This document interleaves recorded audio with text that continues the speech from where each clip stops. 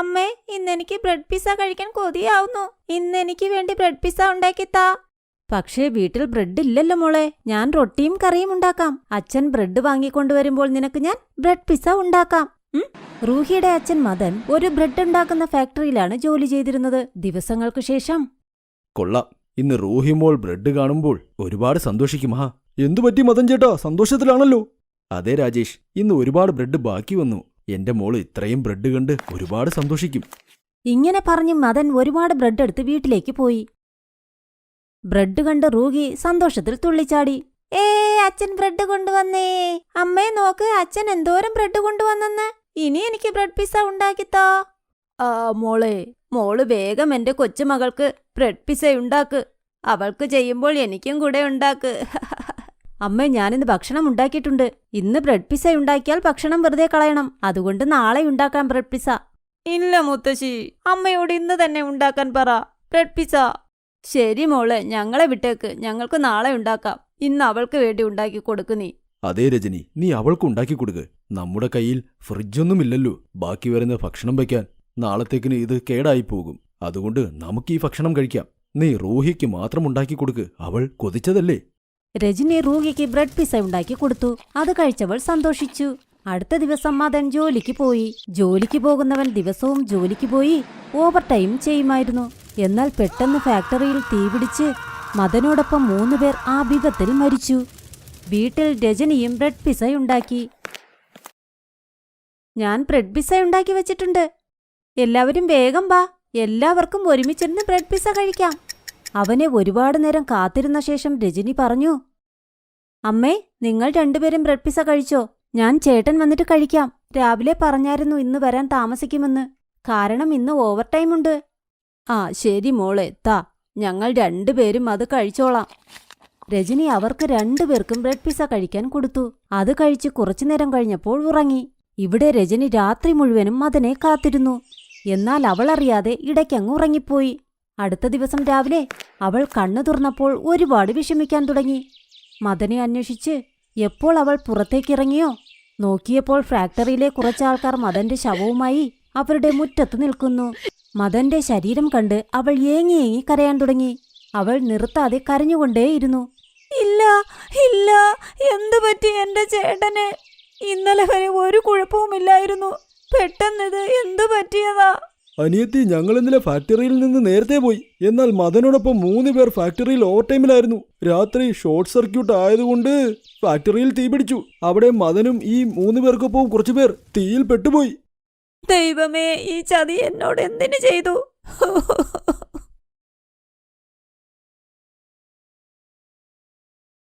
മദൻ പോയതിനു ശേഷം കുടുംബം മുഴുവനും ഷോക്കിലായി. രജനിയുടെ അമ്മ സരള ധൈര്യമുള്ളവളായിരുന്നു. അവൾ മരുമകൾക്ക് ധൈര്യം കൊടുത്തു പറഞ്ഞു, കരയണ്ട മോളെ, നീ എത്ര ദിവസം ഇങ്ങനെ കരഞ്ഞുകൊണ്ടിരിക്കും? അവൻ നമ്മളെ വിട്ടിട്ട് പോയത് ശരിയാണ്. എന്നാൽ നീയും ഇനി ദിവസവും ഇങ്ങനെ പട്ടിണി കിടന്നാൽ നീയും അങ്ങ് പോയി. പാവം റൂബിയുടെ അവസ്ഥ എന്താകുമെന്ന് ചിന്തിച്ചോ? രജനി, ഇനി ഇവളുടെ മാതാവും പിതാവും നീയാണ്. എന്തെങ്കിലും ജോലി കണ്ടെത്തി നീ അവളെ നോക്കണം. ഇനി എനിക്ക് എന്ത് ചെയ്യാൻ പറ്റും അമ്മേ? നിനക്കറിയാമോ, നിന്റെ ഉള്ളിൽ ബ്രെഡ് പിസ്സ ഉണ്ടാക്കാനുള്ള നല്ല കഴിവുണ്ട്. അതും മിഷ്യനുകളുടെ സഹായമില്ലാതെ. ഈ കഴിവ് ഗ്രാമത്തിൽ ആർക്കുമില്ല. നീ വിചാരിച്ചാൽ ബ്രെഡ് പിസ്സ ഉണ്ടാക്കി വിറ്റ് ഈ കുടുംബം നോക്കാൻ പറ്റും. നിന്റെ ഭർത്താവില്ലെങ്കിൽ നിനക്ക് ഒന്നും ചെയ്യാൻ പറ്റില്ലെന്ന് വിചാരിക്കണ്ട. അമ്മ നിന്റെ കൂടെയുണ്ട്. അമ്മായിയമ്മയുടെ വാക്കുകൾ ശരിയാണെന്ന് തോന്നി. അവൾ അടുത്തുള്ള മുത്തശ്ശിയുടെ പഴയ കട വാങ്ങി. പിന്നെ വീട്ടിലുണ്ടായിരുന്ന ബ്രെഡ് കൊണ്ട് ബ്രെഡ് പിസ്സയും ഉണ്ടാക്കി. അത് ചന്തയിൽ കൊണ്ടുപോയി വിൽക്കുകയും ചെയ്തു. വരൂ വരൂ, 40 രൂപയുടെ ബ്രെഡ് പിസ്സ വാങ്ങൂ, വരൂ വരൂ. അപ്പോൾ അവളുടെ അടുത്തേക്കൊരാൾ വന്നു. ആഹാ, വെറും 40 രൂപയ്ക്ക് ബ്രെഡ് പിസ്സ? പെങ്ങളെ, എനിക്ക് തരാമോ? നിനക്കറിയില്ല ബ്രെഡ് പിസ്സ എനിക്ക് എന്തോരം ഇഷ്ടമാണെന്ന്. ഞാൻ ഇത് കഴിക്കാൻ വേണ്ടി നഗരത്തിലേക്ക് വരെ പോകാറുണ്ട്. ഇപ്പോൾ നമ്മുടെ നാട്ടിൽ തന്നെ ബ്രെഡ് പിസ്സ വന്നല്ലോ. ഇനി നഗരത്തിലേക്ക് പോകേണ്ട ആവശ്യമെന്താ? ചേട്ടാ, ചേട്ടൻ പറയുന്നത് കേട്ടാൽ അറിയാം ചേട്ടന് ബ്രെഡ് പിസ്സ ഒരുപാട് ഇഷ്ടമാണെന്ന്. നിങ്ങൾ നിരാശനാകില്ല. ഞാനുണ്ടാക്കിയ ബ്രെഡ് പിസ്സ കഴിക്കൂ.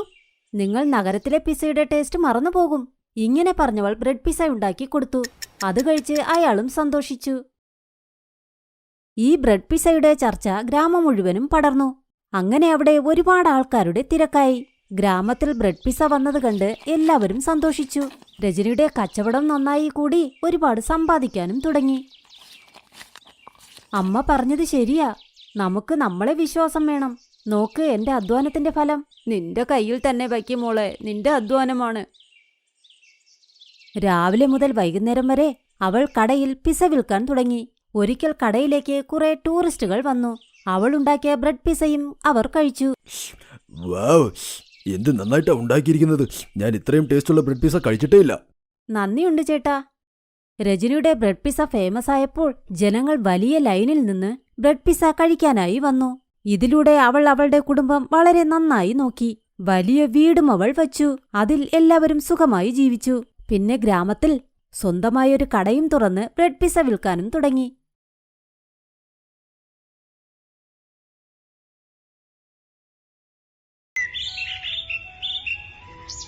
രജിത് ചേട്ടാ, എനിക്ക് ഭക്ഷണമുണ്ടാക്കാൻ വളരെ ഇഷ്ടമാണ്. പിന്നെ എന്റെ ഈ ഇഷ്ടം ഒരു ജോലിയാക്കി മാറ്റാൻ എനിക്ക് ആഗ്രഹമുണ്ട്. സംഭവമൊക്കെ കൊള്ളാം പായൽ. എനിക്കും സന്തോഷം തരുന്ന കാര്യമല്ലേ എന്റെ കൂടെ ജീവിക്കുന്ന ആള് നന്നാവുന്നതിൽ. പക്ഷേ ബിസിനസ്സൊക്കെ ചെയ്യാൻ ഒരുപാട് പണമൊക്കെ ആവശ്യം വരില്ലേ? നിനക്കും നന്നായിട്ട് അറിയാം നമ്മുടെ കയ്യിൽ അത്ര പണമൊന്നുമില്ലെന്ന്. ബിസിനസ്സിൽ പൈസ ഇടുന്നത് റിസ്കിയുമാണ്. ശരി, കുഴപ്പമൊന്നുമില്ല. ഇത് പായലിന്റെ കഥയാണ്. അവൾക്ക് കുക്കിംഗ് വളരെ ഇഷ്ടമാണ്.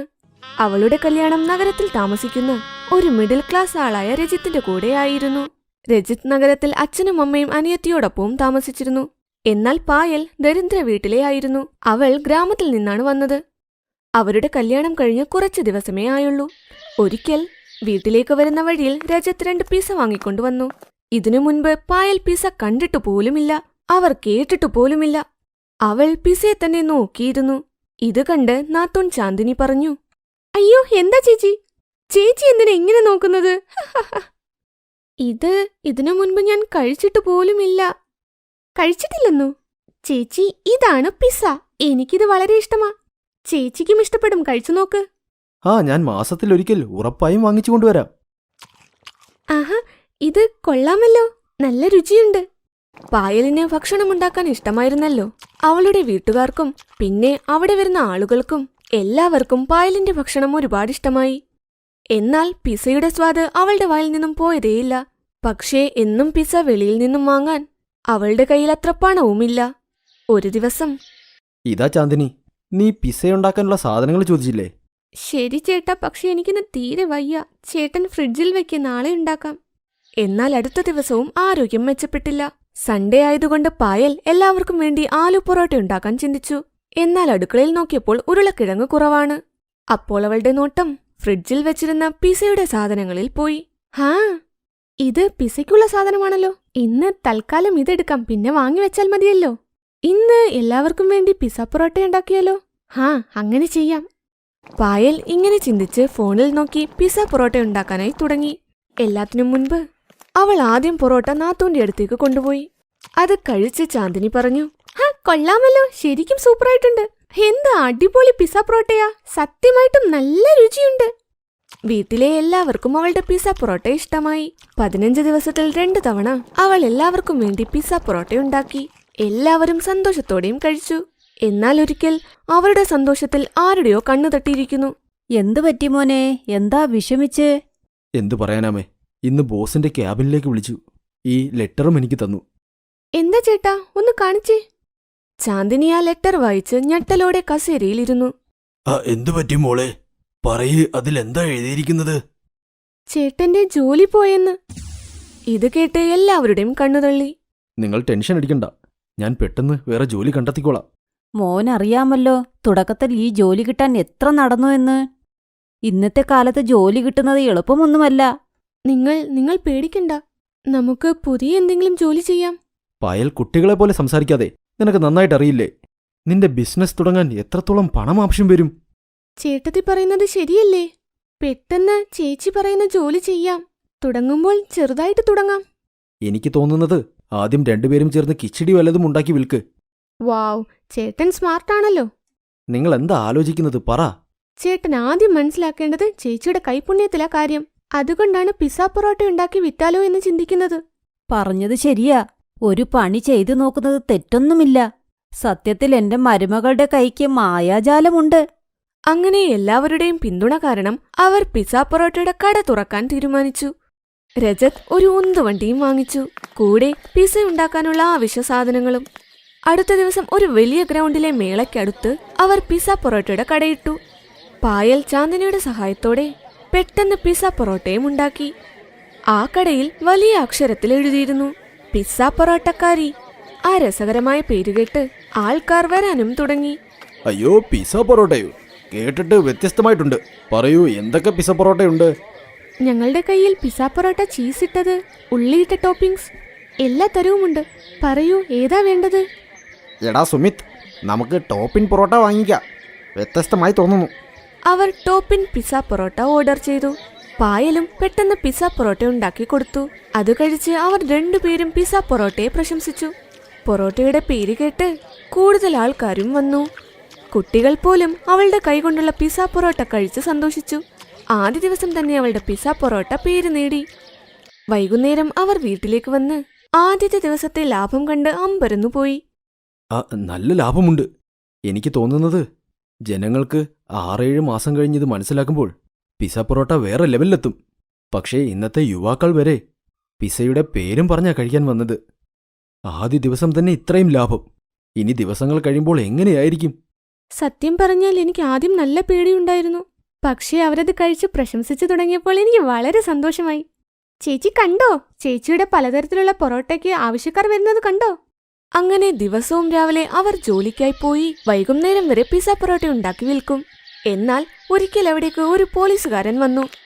ഏയ്, ഇവിടെ എന്താ കടയിട്ടിരിക്കുന്നത്? പോ, ഇവിടം കാലിയാക്ക്. ഇവിടെ 1 മാസം ഇടാനേ പെർമിഷൻ ഉള്ളൂ. എന്നുവരെ ഗ്രൗണ്ടിൽ മേളയുണ്ടോ അന്ന് വരെ. ഇപ്പോൾ മേള കഴിഞ്ഞില്ലേ? നിങ്ങൾ ഈ കട ഇവിടെ നിന്ന് മാറ്റണം.